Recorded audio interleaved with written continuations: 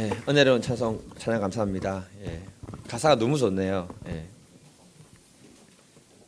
오늘의 말씀입니다. 요한복음 16장 23절 24절입니다. 다 함께 읽겠습니다. 그날에는 너희가 아무것도 내게 묻지 아니하리라. 내가 진실로 진실로 너희에게 이르노니 너희가 무엇이든지 아버지께 구하는 것을 내 이름으로 주시리라. 지금까지는 너희가 내 이름으로 아무것도 구하지 아니하였으나 구하라 그리하면 받으리니 너희 기쁨이 충만하리라. 아멘. 아멘. 본문이 너무 짧아가지고요. 한 번만 더 읽을게요. 시작. 그날에는 너희가 아무것도 내게 묻지 아니하리라. 내가 진실로 진실로 너희에게 이르노니 너희가 무엇이든지 아버지께 구하는 것을 내 이름으로 주시리라. 지금까지는 너희가 내 이름으로 아무것도 구하지 아니하였으나 구하라 그리하면 받으리니 너희 기쁨이 충만하리라. 아멘. 8월에 올해는 선생님들 너무 수고 많으셨습니다. 건강하셔야 됩니다. 오늘 제목 같이 한번 읽어보겠습니다. 제목 시작. 목사님 두 분하고요, 선임 세 분이 지역 신문사가 주관하는 오찬 기도회를 가진 적이 있었습니다. 불교 대표로 선임 한 분이 기도하시고요, 기독교 대표로 안산제일교회 고훈 목사님이 기도를 했습니다. 굉장히 어색한 기도였는데요. 선임이 진지하게 나라와 민족을 위해서 기도를 하고 마지막에 예수님과 부처님 이름 합하여 기도합니다 이렇게 했어요. 그때 고훈 목사님이 잘못했으면 아멘 할 뻔했다고 합니다. 아멘 하면 안 돼요. 그리고 이 고훈 목사님이 기도할 때 기도를 나라와 민족을 위해서 열심히 기도하고 난 다음에 마지막에 이렇게 마무리합니다. 예수님 이름으로만 기도합니다 이렇게 했어요. 그 후부터 선임들이나 다른 사람들하고 조찬 기도회나 이런저런 기도회를 가기가 굉장히 싫었고 힘들었다고 합니다. 왜냐하면 선임은 아주 품위가 있어 보이잖아요. 포용력 있게 예수님 이름도 한번 넣어주고 부처님 이름도 넣어주고 그러는데, 유독 목사는 편협하게 예수의 이름으로만 기도합니다 하니 얼마나 쫀쫀하게 보이겠습니까, 여러분? 그렇지 않습니까, 여러분? 그래서 이제 그런 기도회가 너무 싫은 거예요. 선녀이신 선임들은 나도 예수의 이름을 넣어주고 기도했으니까 목사 당신도 좀 넓은 마음으로 부처의 이름을 넣고 기도 좀 해달라, 보이지 않는 무언의 압박을 이렇게 확 보내더랍니다. 그래서 그런데 가기 싫다고 얘기했습니다. 왜 우리들은요 기도할 때 예수님 이름으로 기도합니다 이렇게 해야 됩니까? 왜? 어떤 장로님이 어떤 행사에 가서 대표 기도를 맡았습니다. 여러분, 한참 기도를 하고 난 다음에 마지막에 부처님 이름으로 기도합니다 해본 거예요. 충격을 안 받네요. 실수로 나온 말이겠지만은 그 모임 행사장에서 대표 기도하고 난 다음에 부처님 이름으로 기도해버렸다. 그 문제가 술렁술렁거리면서 노회까지 올라가게 되고 결국 노회에서 장로로 갔다가 이렇게 제명시켰습니다. 왜 우리 기독교인들은 마지막에 예수님의 이름으로 기도합니다 이렇게 해야 될까요? 여러분은 그 이유를 아시고는 하십니까? 오늘은요 우리가 잘못하면은 마지막에 주문처럼 예수님의 이름으로 기도합니다 이렇게 하시기 쉬운데, 왜 우리가 그렇게 기도해야 되는가, 그 의미를 한번 성경적으로 같이 한번 살펴보고 그 의미를 알고 기도할 때 하나님이 우리 삶 가운데 기쁨으로 충만해 채워지는 믿음의 역사가 있을 줄 저는 확신합니다. 왜 우리 기독교는 예수님의 이름으로 기도해야 될까요?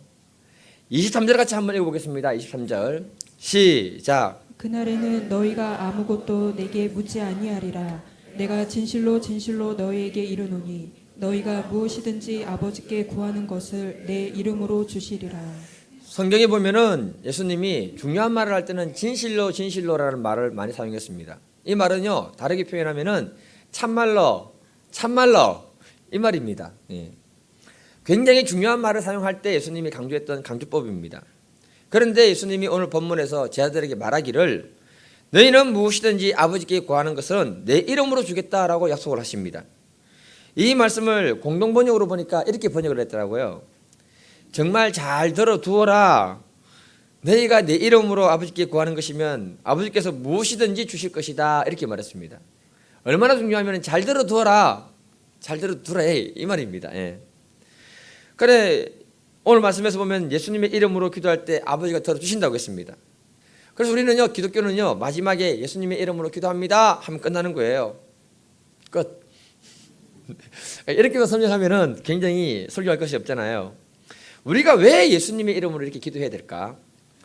요한복음 13장부터 보게 되면은 예수님이 이제 그때부터는 십자가에서 돌아가시는 그 사건을 배경으로 해서 13장부터는 이야기가 시작이 됩니다. 그때부터 예수님은요, 자기 이름으로 이야기하고 기도하라는 말을 굉장히 많이 합니다.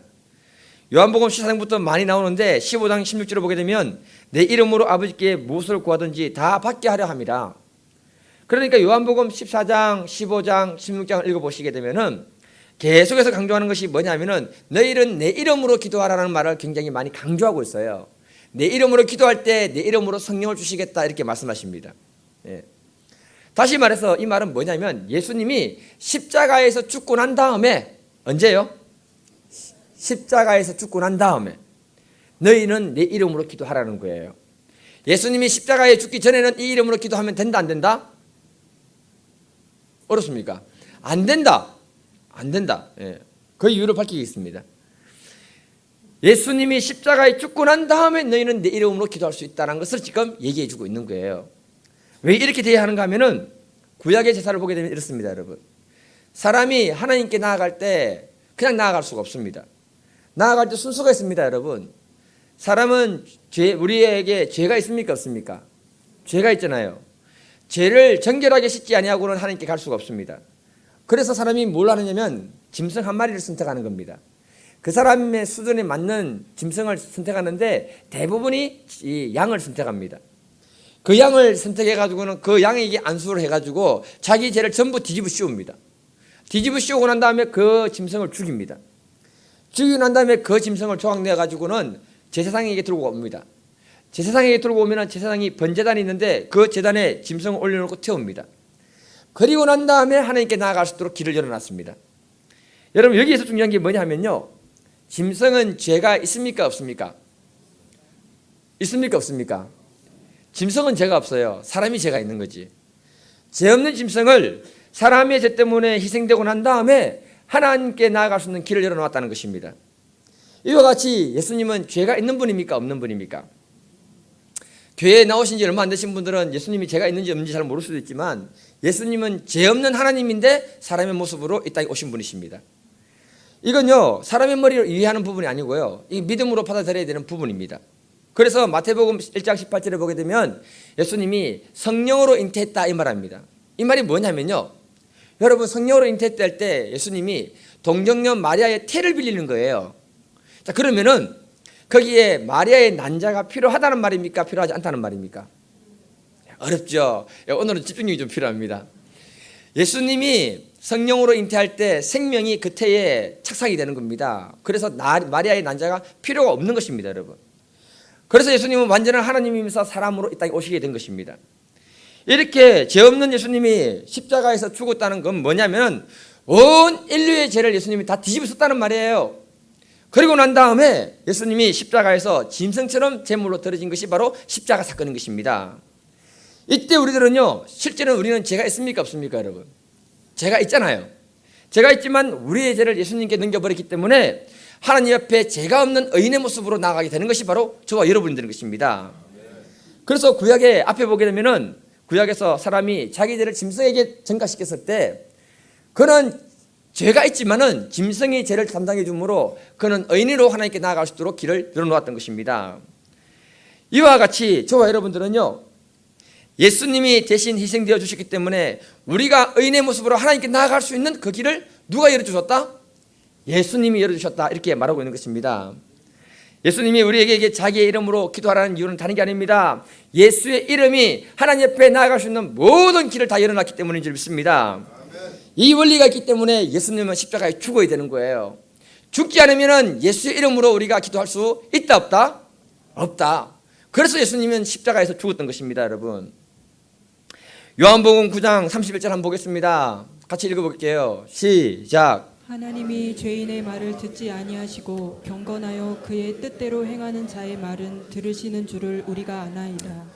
하나님은 죄인의 말을 듣지 않는다고 했습니다. 그런데 경건하고 하나님 뜻대로 행한 사람의 말만 듣는다고 했습니다. 그러니 누가 경건하게 하나님 뜻대로 움직이신 분이십니까, 여러분? 오직 예수님인 줄 믿습니다. 그래서 하나님은요, 그 예수의 이름을 들을 때 모든 것을 다 통과시키는 보증수표로 우리에게 허락한 것이 바로 예수의 이름이라고 성경은 말씀하고 있는 것입니다. 여러분의 이해를 위해서 제가 조금 얘기를 하나 해드리겠는데요. 과거 우리나라 기업 중에 한국유리라는 기업이 있었습니다. 그 창업자가 최태섭 장로님이신데, 이 한국유리는 지금 한글라스라는 이름으로 바뀌었습니다. 이 최태섭 장로님이 1910년도에 평안도에서 태어났습니다. 그때 이분이 굉장히 지성이 있는 분이었기 때문에 헌법을 공부하다가 일본 천황을 신으로 받아들여야 된다는 그 대목 때문에 변호사가 되는 것을 포기를 하고 장사를 하고 사업을 하게 됩니다. 왜냐하면 이분이 독실한 크리스찬이거든요. 이분의 그 사업의 그 모토가 뭐냐면 정직과 성실이었습니다. 그래서 자기는 손해를 보는 일이 있더라 하도록 약속한 것에 대해서는 철저하게 지키는 분이 바로 이분이었습니다. 이분이 그 당시에 사업을 할 때 일본과 중국과 한국에서 콩이나 곡물들을 갖다가 이렇게 무역을 했습니다. 무역을 하는 도중에 콩값이 폭등을 한 거예요. 그래서 다른 사람들은 전부 계약을 파기하고는 콩을 전부 비싼 값으로 팔았습니다. 그럼에도 불구하고 이 장로님은 정직과 성실이니까 그 콩값을 원래 했던 계약대로 팔았던 겁니다. 이걸 계기로 해서 중국 상인들이 이분에게 신뢰를 얻게 되고, 그래서 이분이 나중에 큰 돈을 벌게 됩니다. 그리고 우리나라가 해방이 됩니다. 6.25 전쟁이 터졌습니다. 1.4 후퇴 때 모든 사람들이 부산으로 피난을 갑니다. 이분도 그렇게 피난을 가는 상황인데 제일 먼저 했던 게 뭐냐면 은행으로 달려갑니다, 여러분. 은행으로 왜 달려갔는가 하면은 그곳에서 자신이 빌렸던 돈부터 갚는 거예요. 은행 직원이 뭐라고 하는가 하면은, 아니 이 난리통에 당신이 죽을지 살지도 모르는데 왜 돈을 갚는단 말이요? 그냥 가시오. 여러분 이렇게 하면 가야 돼요. 예. 그런데 장로님이 뭐라고 얘기하는가 하면은, 내가 죽을지 살지 모르니까 빌린 돈부터 갚아야 할 것 아니요. 여러분 이 아멘 안 나옵니까 이게? 그러면서 뭐라고 하냐면 이 돈 받고 영수증 주시오. 그러니까 은행원이 너무너무 감탄을 해버리는 거예요. 그 영수증을 받고 이분이 부산까지 피난을 내려왔습니다. 부산에서 사업을 할 때에 군부대에 생선을 이렇게 납품하는 그런 일이 있었는데, 사업이 어느 정도 안정이 되니까 사업을 확장해야 되는 시점이었습니다. 그때 큰 원양어선 같은 그런 배를 갖다가 이게 하나를 사야 되는데 돈이 없는 거예요. 담보물 없이 은행으로 가서 은행장을 만나게 됩니다, 여러분. 은행장이 만나서 얘기해 보니까 담보물도 없이 와가지고 큰 돈을 빌려달라니까 기가 막히지 않습니까, 여러분? 그때 그가 무슨 말을 하는가 하면요, 나는 1.4 후퇴 때 은행에 돈부터 갚았던 사람입니다. 그리고는 영수증을 딱 내민 거예요. 그러니까 은행장이 깜짝 놀라는 겁니다. 말로만 들었던 전설의 인물이 당신입니까? 예. 그 영수증을 보는 순간에 그 장로님이 요구했던 그 돈을 아무런 담보 없이 다 빌려줬습니다. 그 영수증이 이분을 담보하는 것이기 때문에 두말할 필요가 없었다는 것입니다, 여러분. 이와 같이 우리가 예수의 이름으로 기도한다는 것은 예수님이 십자가에서 이미 우리를 위해서 모든 것을 하나님께 다 만족을 시켜버렸습니다. 그래서 하나님은요, 예수의 이름을 들고 나오는 순간에 그 이름에 주님이 보존수표이기 때문에 모든 것을 할 수밖에 없기 때문에 예수의 이름으로 기도하라, 이렇게 말씀하고 계시는 겁니다. 우리가 예수의 이름으로 기도해야 되는 이유를 알고 우리가 기도할 수 있기를 축복해드립니다. 열왕기야 사장을 보게 되면요, 예수의 이름으로 기도해야 되는 그 이유를 모형을 갖다가 설명하고 있습니다. 열왕기야 4장 1절 한번 읽어보겠습니다. 같이 읽어볼게요. 시작. 선지자의 제자들의 아내 중에 한 여인이 엘리사에게 부르짖어 이르되, 당신의 종 나의 남편이 이미 죽었는데 당신의 종이 여호와를 경외한 줄을 당신이 아시는 바니이다. 이제 빚준 사람이 와서 나의 두 아이를 데려가 그의 종을 삼고자 하나이다 하니. 이 말씀을 보면요, 그 시대 최고의 영성을 가졌던 선지자가 누구냐면 엘리사라는 선지자입니다. 신학교를 운영하고 있었어요. 그곳에 한 신학생이 있었는데 빨리 죽어버린 거예요. 문제는 결혼을 했는데 애가 둘이나 딸려 있습니다. 그러니 그 시대에 여자 혼자 몸으로 애 둘 키우는 게 얼마나 어렵겠습니까, 여러분? 그런 생활을 하다 보니까 이 분이 굉장히 빚을 많이 진 거예요. 빚 때문에 두 아이가 종으로 팔려가야 되는 굉장한 비참한 시대가 되어버렸습니다. 이 여인은요 너무너무 절박한 거예요. 엄마 입장에서 자녀를 종으로 팔아야 된다. 특히 남편 없다는 것, 그리고 그것이 얼마나 큰 절망이고 어려운가를 갖다가 말하고 있는 것입니다. 그러니 여러분 남편에게 잘하시기를 바랍니다. 남편이 소중한 거예요. 이때 이 여인이 너무나 절박하니까 엘리사 선지자를 찾아가서 뭐라고 하느냐, 엘리사에게 부르짖어서 말했다고 합니다. 이 말은요 이 여인의 그 간절함과 그 절박함을 말하고 있는 거예요. 다르게 표현하면요 이 여인이 엘리사에게 간절함으로 부르짖어 기도하는 것하고 똑같은 것입니다, 여러분. 그런데 이 여인이 누구의 이름으로 기도하느냐, 죽은 자기 남편의 이름을 가지고 와서 기도합니다. 자기 남편을 표현하기를 당신의 종이고 당신의 종은 여호와를 경외하는 사람이다 이렇게 말했습니다. 남편의 이름을 가지고 와서, 하나님을 경외하는 남편의 이름을 가지고 와서 요구했습니다. 이때 엘리사가요 이 이야기를 듣고는요 그 여인의 문제를 해결해 줍니다. 집에 있는 기름 한 병 가지고 기적을 일으켜 가지고는 문제를 해결해 줍니다.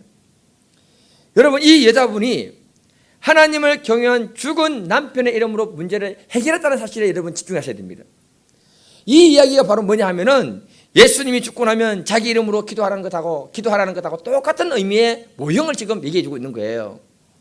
빌립보서 2장 9절하고 11절 한번 읽어보겠습니다. 시작. 이러므로 하나님이 그를 지극히 높여 모든 이름 위에 뛰어난 이름을 주사 하늘에 있는 자들과 땅에 있는 자들과 땅 아래에 있는 자들로 모든 무릎을 예수의 이름에 꿇게 하시고 모든 입으로 예수 그리스도를 주라 시인하여 하나님 아버지께 영광을 돌리게 하셨느니라. 아멘. 바울이 말합니다. 모든 만물이 예수의 이름 앞에 무릎을 꿇는다고 선포하고 있습니다. 이 세상에서 가장 강력한 이름의 권세가 뭐냐, 예수의 이름 권세인 줄 믿습니다. 그래서 저와 여러분들이 확신해야 되는 것이 무엇인가 하면요, 우리가 예수의 이름을 의지해서 기도할 때 그 이름의 능력을 반드시 경험하게 되는 줄 믿습니다. 우리가 예수의 이름을 의지해서 기도할 때 그 이름의 권세가 뭔지 우리의 삶 가운데 반드시 경험하게 될 줄 믿습니다. 그리고 이 예수의 이름을 하나님이 우리에게 최고의 선물로 주신 줄 저는 확신하고 있습니다. 그 이름을 붙들고 우리가 모든 것에서 승리하는 분들에게 주님을 축복해 드립니다. 부산에 가면요 수영로 교회가 있잖아요. 수영로 교회 있죠. 예. 정필도 목사님이 교회를 개척했는데 그분이 쓴 책 중에 교회는 무릎으로 세워진다는 책이 있습니다. 제가 옛날에 구입해가지고 이번에 세 번째 한번 읽어봤는데요, 굉장히 도움이 많이 되었습니다. 그곳에서 예수의 이름으로 믿고 구할 때 역사하신 하나님의 능력에 대해서 소개를 하고 있는데요, 지금 그 해운대 그 교회가 세워진 그곳이 가장 그 핵심 자리에 있는 곳이라고 합니다. 땅값이 어마어마하게 비싸다고 합니다. 그런데 IMF 때 그곳에 땅을 가진 사람 80명이 교회로 몰려와가지고는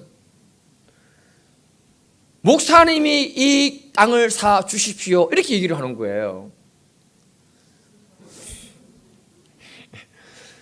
IMF 때 부동산이 전부 어떻게 됩니까, 여러분? 마비가 돼버리잖아요. 그러니까 땅을 투기해서 땅을 팔려 했던 사람들이 은행 빚을 갚아야 되니까 너무 힘든 거예요. 그 사람들이 한둘이 모이기 시작해서 얘기하다 보니 80명이 모여가서 얘기하기를 이 땅을 살 교회는 저 교회밖에 없다. 그리고 와가지고는 교회에 와서 땅을 사달라는 겁니다. 그래서 목사님이 기도를 하니까 하나님이 자기 입에 떡을 이렇게 딱 넣어주는 그런 게 보이는 거예요.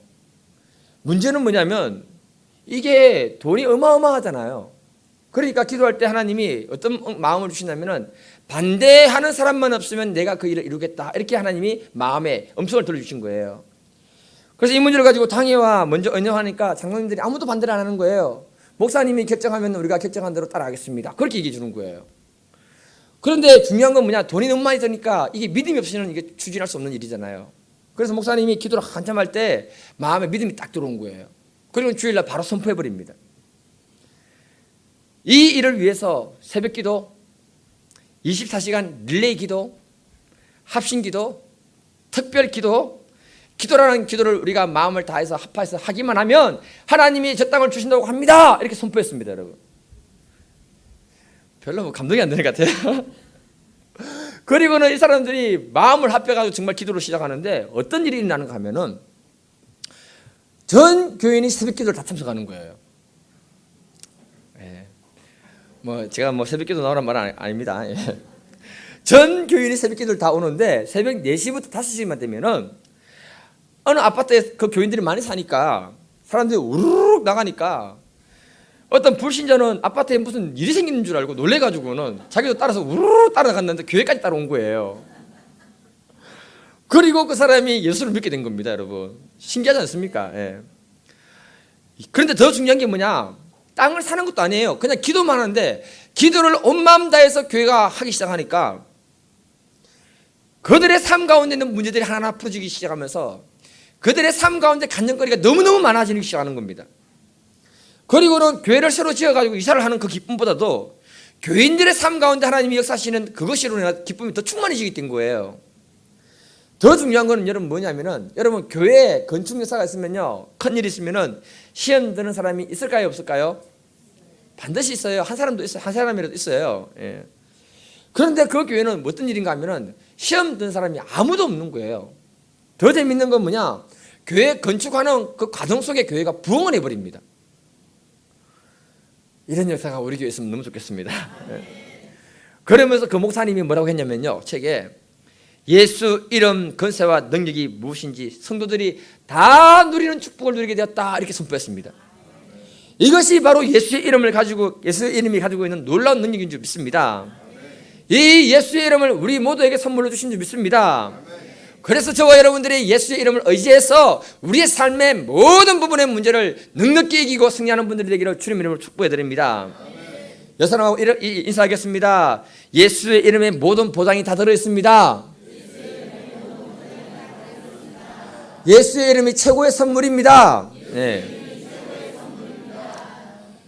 우리가 예수의 이름으로 기도할 때 주어지는 선물이 또 뭐냐면요, 24절입니다. 여러분 같이 한번 읽어보겠습니다. 24절 시작. 지금까지는 너희가 내 이름으로 아무것도 구하지 아니하였으나 구하라 그리하면 받으리니 너희 기쁨이 충만하리라. 아멘. 예수님이 제자들에게 약속하시기를 내 이름으로 하나님께 기도하라. 그러면 응답받을 것인데 너희들의 마음에 기쁨이 충만하게 될 것이다 이렇게 선포해 주십니다. 예수님이 우리에게 궁극적으로 주고 싶어 하는 게 뭐냐면요, 기쁨이라는 거예요. 기쁨. 예. 이 기쁨은 1차적으로 기도 응답을 통해서 주어지는 기쁨이기도 하지만은 그 기도 응답이라는 통로를 통해서 살아계신 하나님을 만나는 기쁨을 우리에게 주시겠다고 말씀하고 있는 것입니다. 여러분 무엇하고 비슷한가 하면요, 축구 선수는 언제 기쁩니까? 여러분 골 넣을 때. 예. 기쁨을 주체하지 못하니까요 위에 옷을 막 벗고요 그냥, 예. 춤도 추고요 세레머니를 막 하는 겁니다. 축구 선수의 존재 의미는 무엇인 줄 아십니까? 여러분 무조건 경기를 하면 한 골 넣어야 됩니다. 예. 그래야 축구 선수는 존재 의미가 있는 거예요. 야구 선수는요 여러분 나갈 때마다 홈런은 못 때리더라도 안타는 한번 쳐야 돼요. 여러분 그래야 앞에 나가서 칠 수 있는 힘이 생기는 거예요. 사업하시는 분들은요 언제 기쁨이 충만할까요? 여러분 사업이 잘 됐대. 여러분 잘 돼야 됩니다. 여러분 이거는요 우리들에게 육적인 기쁨을 말하는 것입니다. 여러분 그러할지라도 우리의 삶이 이 땅에서 하나님이 주시는 그 기쁨을 누리는 것이 너무나 필요한 것인 줄 믿습니다. 하나님은요 절대로 이 땅의 삶을 갖다가 무시하지 않는 분이십니다. 그러면서 예수님이 내 이름으로 구하라 하신 이유는 뭐냐 하면은 그것을 통해서 살아계신 하나님을 체험할 때 느끼는 그 기쁨을 우리에게 주시겠다고 말씀하는 거예요.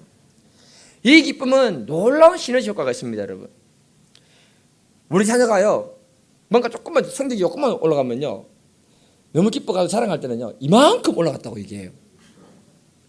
예, 조금 잘하는데요 하여튼 이만큼 잘하는 걸로 지금 포장이 되어 있는 거예요. 속으면 안 됩니다. 여러분 예. 하나님이 우리 안에 영육간에 잘 될 때 우리가 기뻐할 때요 더 기뻐하는 분이 누구겠습니까? 여러분 누구겠습니까? 하늘 아버지라는 거예요. 그래서 예수님은요 자기 이름을 의지해서 기도하는 그 사람들을 너무너무 도와주고 싶은 것이 바로 예수님의 마음이라고 말하고 있는 것입니다. 우리가 이 예수님의 마음을 놓치지 않기를 주님의 이름으로 축복해 드립니다. 사실 우리의 삶이 어려워지고 힘들어지면요 제일 먼저 걱정하는 분이 누구신 줄 아십니까? 여러분 예수님이십니다. 여러분 그래서 저와 여러분들이 기도해야 되는 건 다른 게 아니고요 우리가 정복해야 되는 건 삶의 영역, 그 영역 예수 이름으로 붙들고 정복에 들어갈 수 있기를 축복해 드립니다. 그때 기도 응답을 경험하면서 내 안에 영적 성장을 통한 기쁨이 또다시 이루어지게 되는 줄 믿습니다. 사도행전 3장을 보게 되면요, 베드로가 요한이 기도하러 성전에 들어갔습니다. 그런데 그 성전에 태어날 때부터 안전병을 있었던 사람이 있었던 거예요. 근데 그가 그날따라 베드로와 요한을 갖다가 주의 깊게 쳐다봅니다. 여러분, 그때 베드로가 그 사람을 보는 순간에 마음이 짠한 거예요. 그가 뭐라고 하는가 하면은 사도행전 3장 6절을 보면 베드로가 은과 금은 없지만 내게 있는 내 것으로 내게 주노니 나사렛 예수 이름으로 일어나 하면 걸어라 하면서 그걸 당겨버립니다. 여러분, 그때 그가 일어나서 걷게 되는 거예요. 사도행전 3장 8절 보면요, 같이 한번 읽어볼게요. 시작. 뛰어 서서 걸으며 그들과 함께 성전으로 들어가면서 걷기도 하고 뛰기도 하며 하나님을 찬송하니. 예수의 이름으로 걸어라 했을 때, 걷게 됐을 때 그 안에 기쁨이 너무너무 충만해지는 겁니다. 여러분, 그래서 그는 걸었네 뛰었네 찬송했네 하면서 하나님을 높이고 있는 것을 보여주고 있습니다. 여기서 중요한 게 뭐냐면요, 여러분, 이 안전뱅이가 일어선 기쁨보다도 누구의 기쁨이 더 큰 줄 아십니까? 여러분, 하나님께 쓰임받았던 베드로의 기쁨이 더 크다, 이렇게 말하고 있는 겁니다. 하나님이 나를 사용해 주시는구나, 하나님이 내 기도에 응답해 주시는구나, 하나님이 나를 들어 사용해서 그 사람에게 기쁨을 주는 존재로 사용하시는구나, 이걸 경험할 때 베드로 마음의 기쁨이 더 충만하다는 것을 말하고 있는 겁니다. 안전뱅이는요, 두 가지 문제가 해결되면서 기뻤습니다. 평생을 갖다가 걷지 못하는 그 육신의 문제가 해결돼서 기쁘고요, 두 번째는 뭐냐면은 하나님을 만남으로 인해서 그 인생이 기쁨으로 충만해지는 거예요. 그래서 저와 여러분들이 우리의 삶의 문제를 두고 기도를 해야 되는 이유는 뭐냐 하면은 그 문제가 해결될 때 살아계신 하나님 만나는 기쁨이 우리 삶 가운데 충만하게 될 줄 저는 믿습니다. TV에 프로를 보면은요, 너의 목소리가 보여 너 못 보라는 프로가 있는데 혹시 보시는 분이 있습니까? 거기 보니까요, 미국 명문 오하이오 주립대를 졸업한 조셉 부소라는 청년이 있는데요, 이 청년이 길거리에서 찬양을 하면서 수많은 사람들의 기쁨을 전하고 전도하는 그런 모습을 보여주고 있습니다. 우리 같이 동영상 잠깐 한번 볼게요. 예.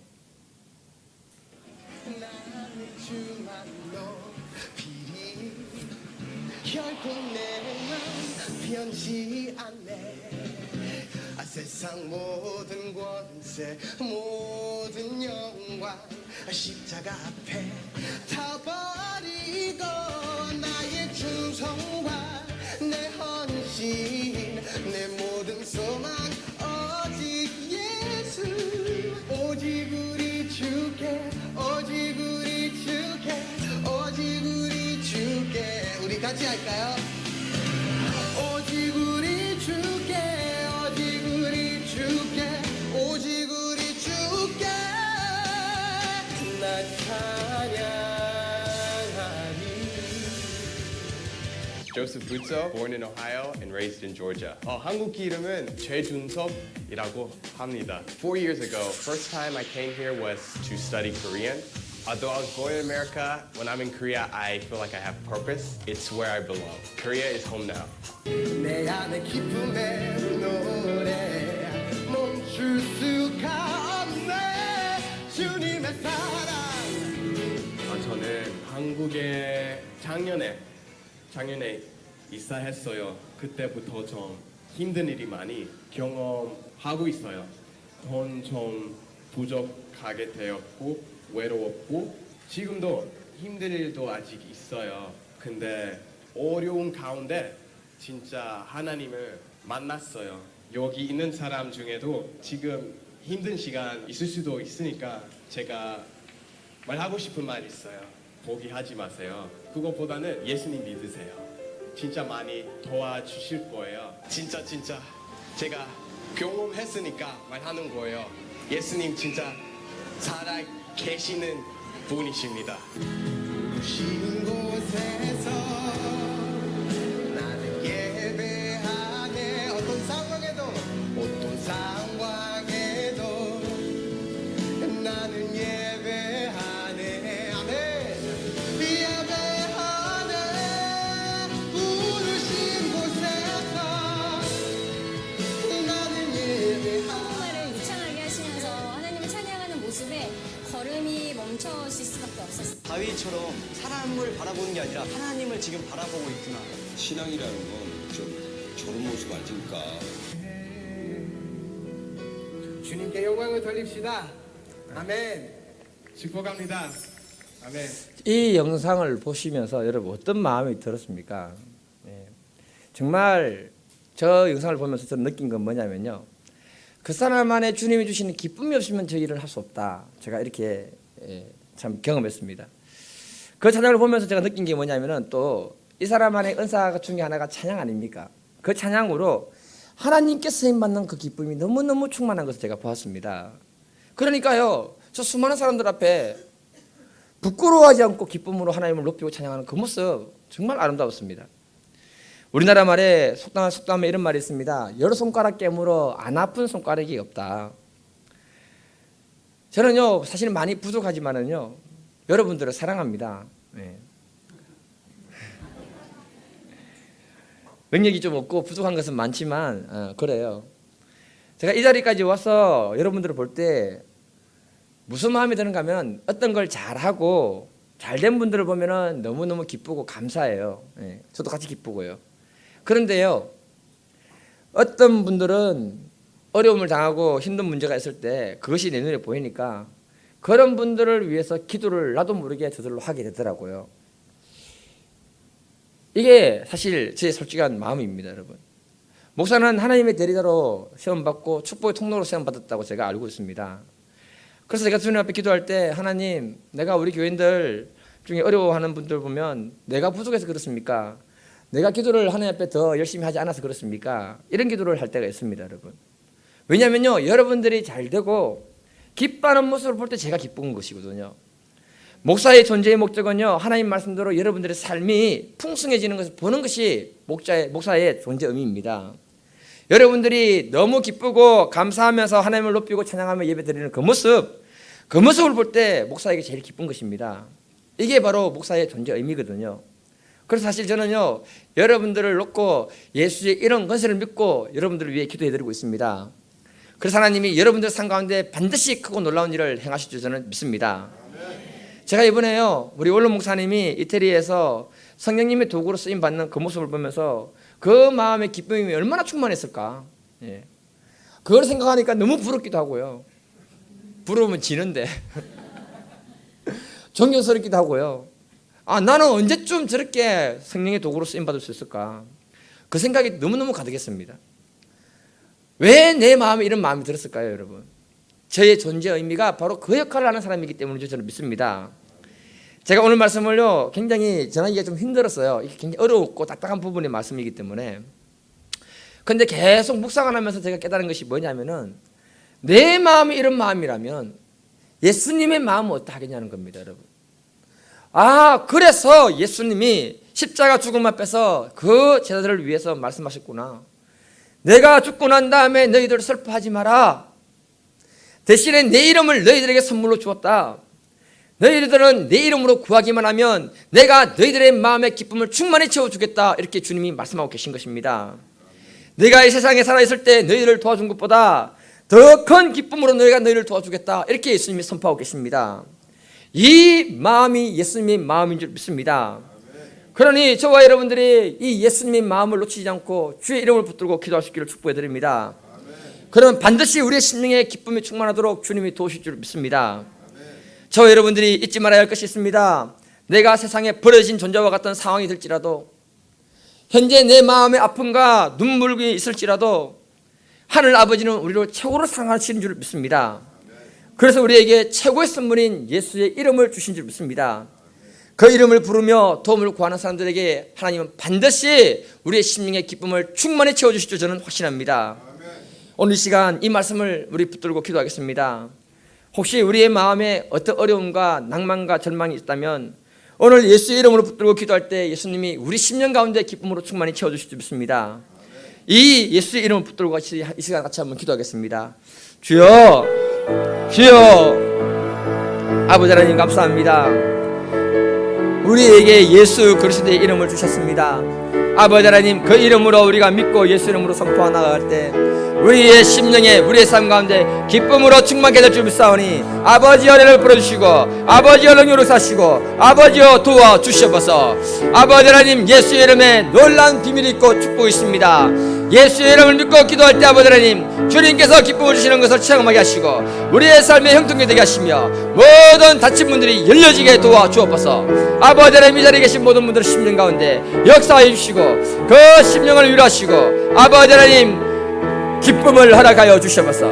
우리의 삶의 문제를 풀어주시고 아버지께서 어려움을 풀어주시고 능력으로 사시는 것을 경험하게 도와주옵소서. 주님께서 오늘 시간 우리의 기도를 들으신 줄 믿고 감사드리며 예수님의 이름으로 기도드립니다. 아멘.